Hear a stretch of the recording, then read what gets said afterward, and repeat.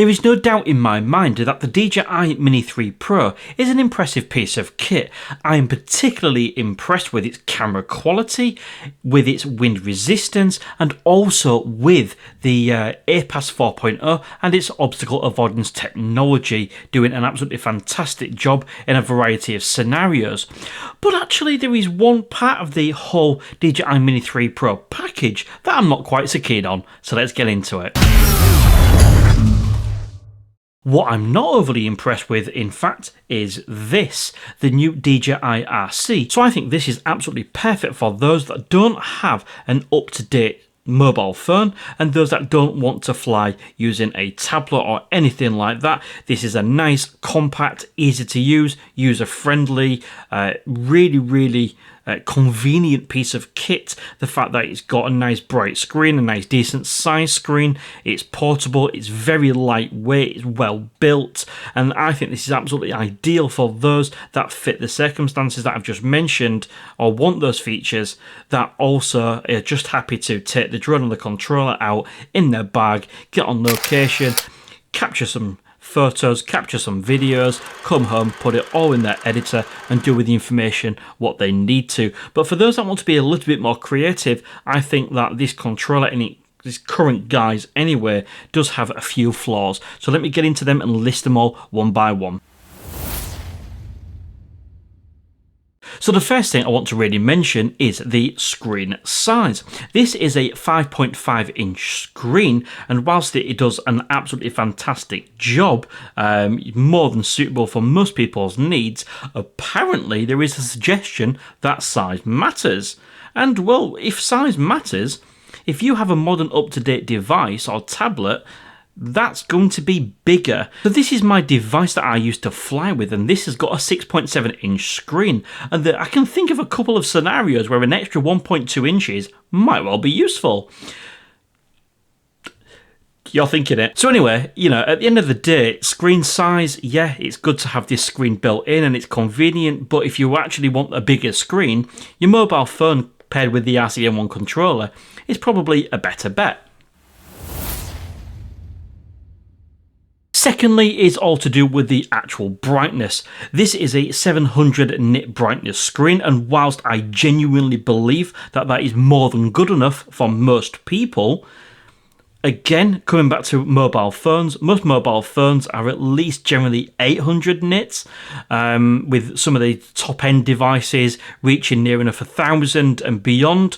So if I'm honest, again, that kind of negates the whole point of the screen, and I think that is obviously one of the major selling points for this controller.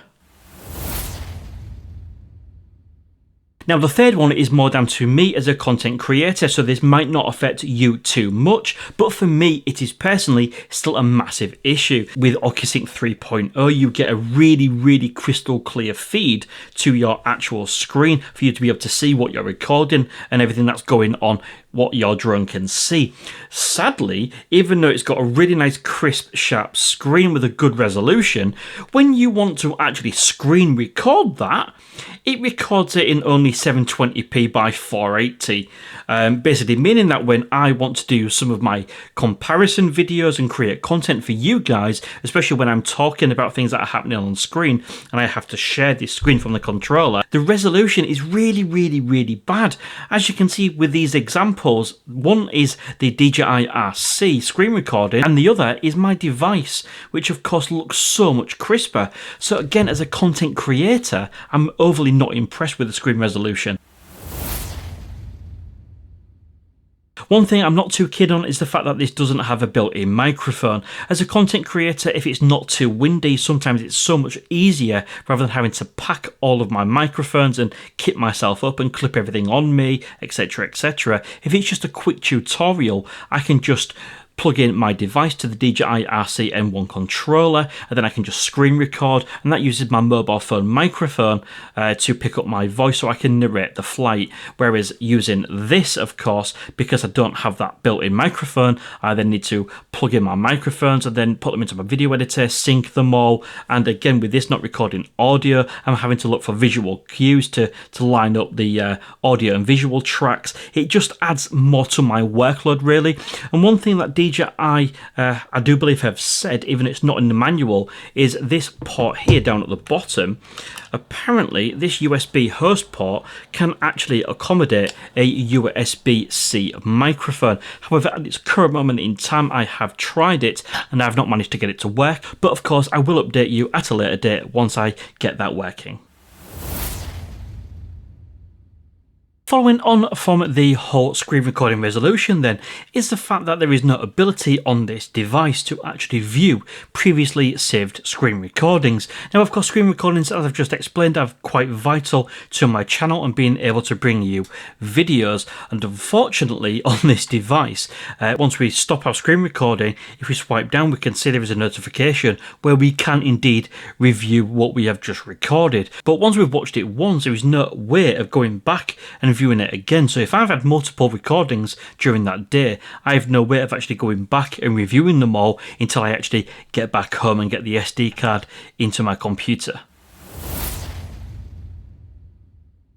The next one isn't really a complaint as such, just more of an observation. Of course, with the new RC, the screen is below the control sticks, which I find really interesting. The fact that people seem to be loving this design, considering when DJI launched the Mavic Mini or the Mavic Air with this controller, people seem to hate the fact that the device you was flying with or the screen was all that far down, and much preferred it when DJI launched the RC M1 controller, where the phone was of course on top of the controls. So just a bit of an observation that it does take a little bit of getting used to, and I just thought I'd sling that in for a little bit of a comparison. And like I said, I just find these things fascinating, how everybody loves this because it's new, but hated that when that, yeah, let's say no more. One more thing I do not like, which has actually come to light over the past couple of days, is the fact that with this controller you are entirely reliant on DJI pushing the new version of the Fly app to this device, and you cannot manually go get it yourself. For example, the current DJI Fly app on this is 1.6.1, whereas the actual current DJI Fly app, if you have an iOS device or an Android device, is 1.6.4. But I just find that quite frustrating, the fact that you cannot force or you have to wait for DJI to manually push that new DJI Fly app to this device.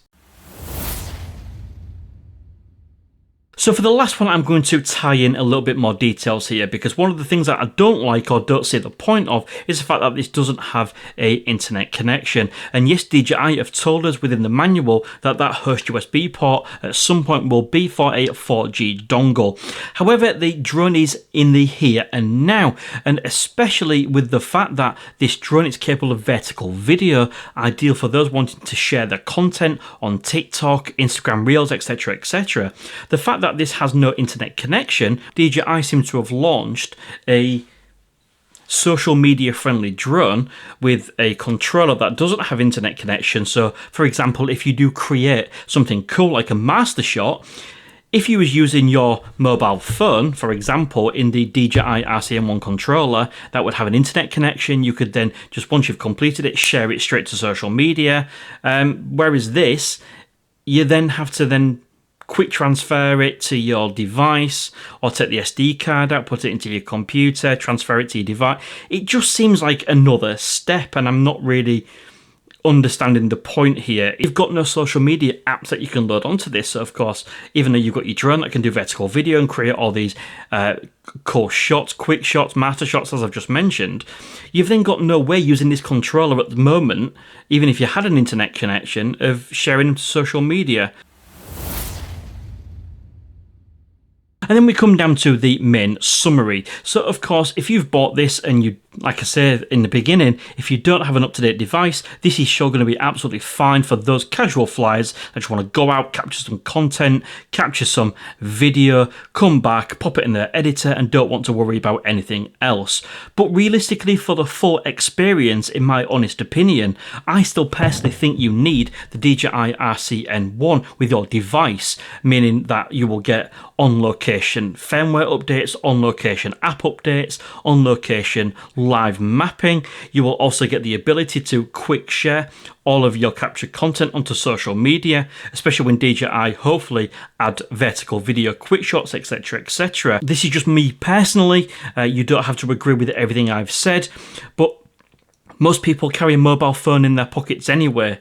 So if you've got your mobile phone in your pocket, kind of then just using that and having your mobile phone in your pocket seems like additional equipment, whereas you could just have the DJI RC-M1, put your phone in, and then all your content's there and you're good to go basically. And it wouldn't surprise me, as a bit of a guess, we might actually start to see some people selling these second hand because they've decided that using this with their device is probably the way to go longer term. But that's just my personal take, of course. And don't get me wrong, I do think that this is a cracking piece of kit, and you have to weigh up the money as well. Of course, I'm not here to tell you what you should spend. If you look at the package prices, which I'm sure you have, in the grand scheme of things, if you've got the cash and you're not too worried about them spending the additional money, it's not too much more money to buy the package with this compared to the DJI RC-M1. If you have value in this, of course. Just to wrap up, these are all my own thoughts. You completely might disagree, and that's absolutely fine. That's what we want on this channel, frank and open discussions. So if you do agree with me, let me know, or if you don't, let me know. Again, always interested to hear your thoughts. Until next time, thank you very much for watching. Don't forget to hit that thumbs up and subscribe if you're awesome. Until next time, see you again soon.